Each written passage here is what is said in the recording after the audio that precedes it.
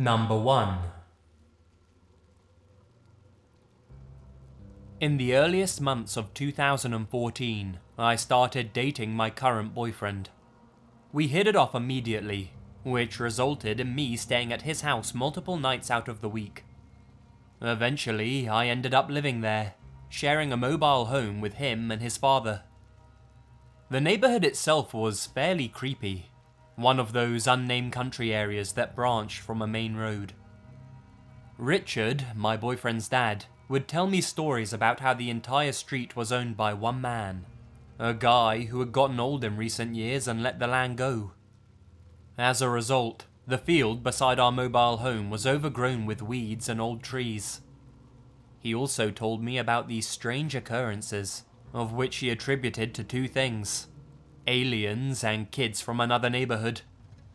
Despite his warnings and how creepy the area was, I didn't take him too seriously. After all, his biggest concern was aliens. I was unemployed for a short period of time after moving in, which left me alone in the house while my boyfriend and his dad went to work. I spent most of my days putting in job applications, cleaning up the house, and reading online. I guess you could say that my presence at the house was pretty predictable, which is the only explanation to this occurrence. On a day as unremarkable as any other, while I sat reading a book in my bedroom, I heard a car pull into our driveway. The sound was pretty distinctive, considering the area wasn't paved, but rather made up of gravel. Thinking that my boyfriend, Cody, had come home early from work, I slipped some shoes on and started for the front door, which was on the other side of the house. Before I could reach it, a knock sounded against the glass. The front of our trailer had a sunroom, basically a front porch that is encased with windows, making it so you had to go through two doors before stepping into the living room. Being as paranoid as he was, Richard would usually lock the sunroom door before leaving for work, unless he was in a huge hurry. Still, thinking that maybe my boyfriend had come home early from work, I opened the front door to let him in. Only it wasn't Cody at the door, but a rather short Hispanic man. He smiled at me through the glass and nodded, almost as if I was exactly who he was expecting to answer. I noticed that he had one hand behind his back, and the other was hanging at his side. I tried not to think too much about it. Beside him, in our carport, was a small white truck, and I could hear that the engine was still running. Hey, can I help you? I tried to make my voice as strong as I could, but it only came out shaky. I'm with the garbage company. I'm here to pick up your trash cans. I blinked, knowing immediately that this was a lie. Yes, it was common for the garbage company to come and pick up trash cans if the bill hadn't been paid, but I'd gone with Cody the week before to pay it. Not to mention, the drivers never knocked on the door. They would only ever take the cans and leave. I glanced to my left, seeing that our trash cans were still there, on the outside of the sunroom, somewhat behind the house. They're right there. If you need 'em, then take 'em. This time, my voice was more assertive, causing my visitor's smile to turn into a frown. "May I come in?" he asked. I didn't verbally answer. I just shook my head. My heart dropped as I watched him reach up and grab the handle to the glass door, pulling on it to open it. The door clicked, obviously locked. The man tried to pull it again, this time harder, causing the metal to creak. I jumped back into my house and slammed the front door, locking it with purpose. It was so quiet in the house that I only noticed two sounds: my heart pounding, and the doorknob to our back door jiggling. There was no way it could have been the guy from the front porch. He wouldn't have had time to get to the back door, even if he ran. I yelled through the door, "I'm calling the fucking police!" still baffled at the fact that this was all happening in broad daylight. I could hear the truck drive through the carport and into our backyard immediately after that. I took a moment to look through the blinds of a window, watching as a separate man jumped off of the back porch and into the passenger seat. To this day, I'm convinced that these men knew I was home alone and carefully planned an attack. One of them was meant to distract me, while the other broke into the back door. I still don't know what was hidden behind the back of the guy at the front door. All I can say is that I'm forever thankful of how paranoid my father-in-law is. Who knows what could have happened if he hadn't locked the sunroom door.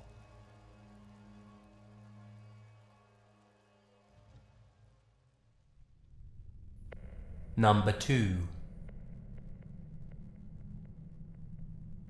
It was the middle of summer, and my parents had left for the weekend to go to our home in Cape Cod. It's about a 2-hour drive away, so it's no big deal for them to leave me at home for a few days. My mum had made some pulled pork and pasta for me to heat up whenever I was hungry, and I had some money if I wanted to order a pizza or something. Things were all good. The first night I was alone, I stayed up until about 3 in the morning playing Xbox, so I woke up really late the next day. I checked my phone when I woke up, and saw it was a little past 1 PM. I'd made plans to play some street hockey with a few friends at 3, so I threw myself out of bed and stumbled into the shower. I take really long showers, so when my parents are gone, I go mental.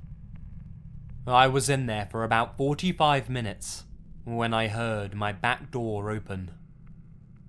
I immediately froze, since obviously I was supposed to be alone. I waited for about 2 minutes, ears trained in trying to hear anything else. Nothing.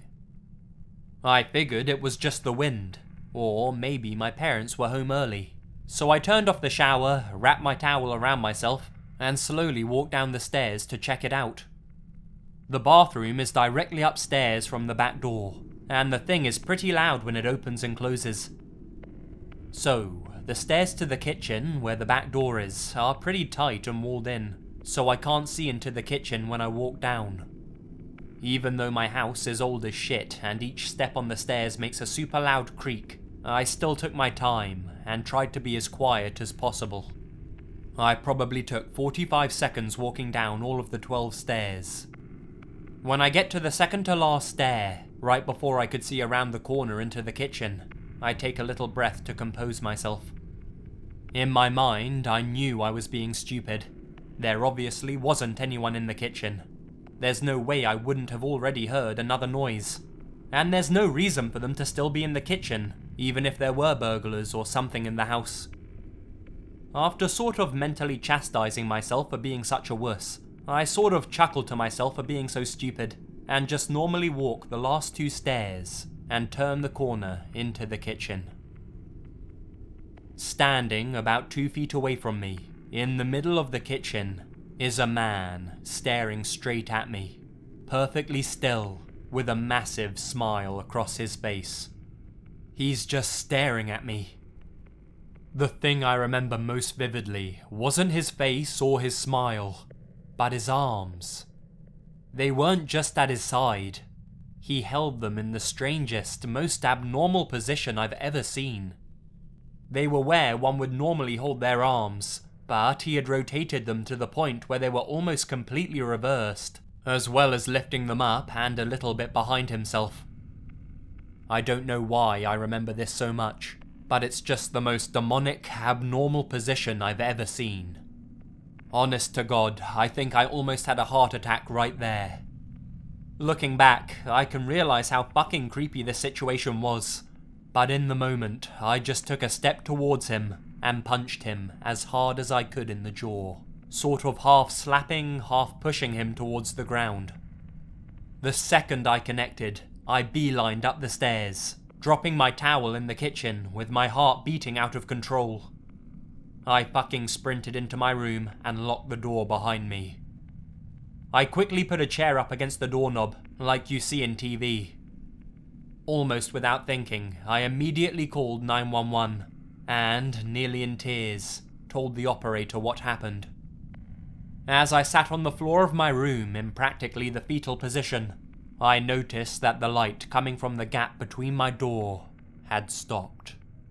The fucker was standing outside of my door. There's no words to describe the feeling I had. I was paralyzed with fear, watching the shadow across the bottom of my door shift in tiny ways. I stayed balled up, staring at the gap, praying that the man would just go away for what seemed like an hour. All the while, the 911 operator was asking, "Hello, sir? Are you there? Hello?" I didn't want to make a noise, and even if I wanted to move my arms to bring the phone up to my mouth, I don't think I could have. Eventually, the light returned to the gap, and I heard the faintest of footsteps slowly creaking the wooden floorboards as he walked down the hall. It was silent for minutes as I just sat there curled up, unable to even speak. Fear does funny things to the body. I heard banging on the front door, and the sound of 2 officers entering my house. I finally felt safe, and I opened up the door to the 2 of them standing there. I almost cried. Nowadays, my parents never leave me home alone, thank God, and I check every lock on the house before going to bed. I still get nightmares occasionally, and my heart starts racing whenever I see someone standing still. But I'm doing alright. Even working with sketch artists and a few lineups, the police never found whoever the fuck was in my house. That sends shivers down my spine every time I look outside, half expecting to see him standing across the street, smiling under a lamppost.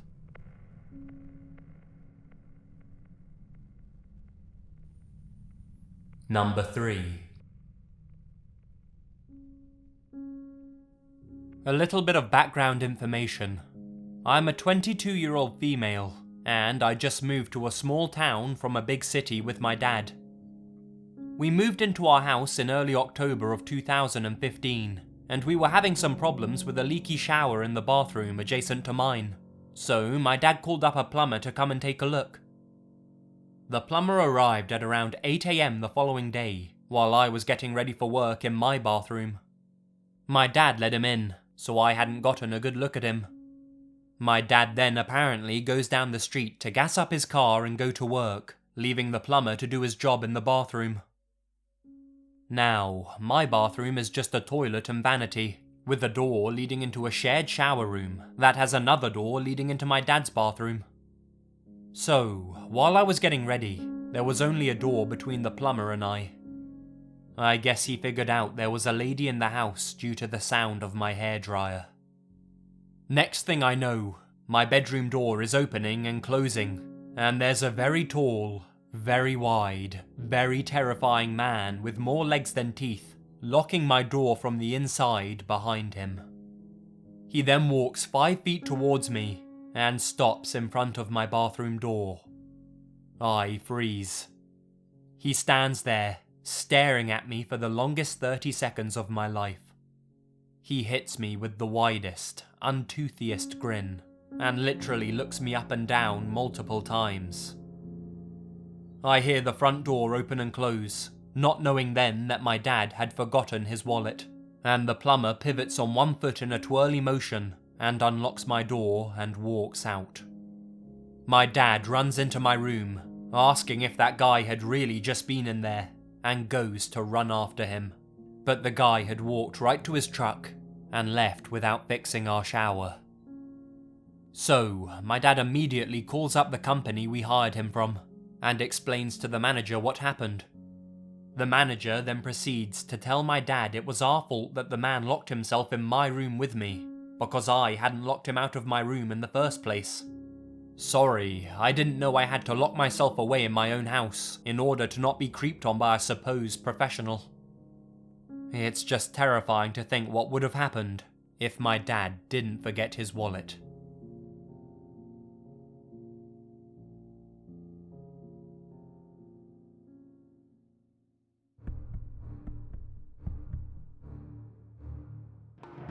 Hi guys, Lazy here, and thank you very much for listening. I hope you enjoyed these stories, and if you did, be sure to destroy that like button down there, because it really helps me out if you do. I'll have some more stories for you guys soon, so stay tuned for them, and enjoy your weekends. Keep your doors locked, And remember, the best things happen in the dark.